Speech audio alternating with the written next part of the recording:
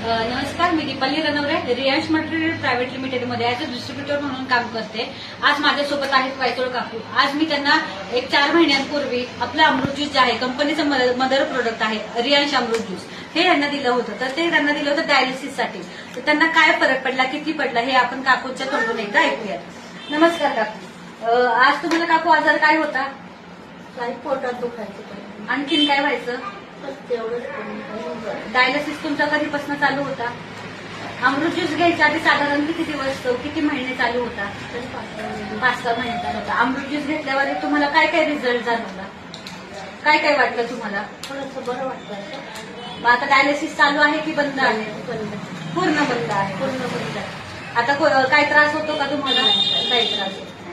तर बघा मित्रांनो, आज आपल्या अमृत ज्यूसने काकूंचं जे डायलिसिस चालू होतं, आठवड्यातनं 3 वेळा चालू होतं, ते पूर्णपणे बंद झालेलं आहे. का तर फक्त आपलं अमृत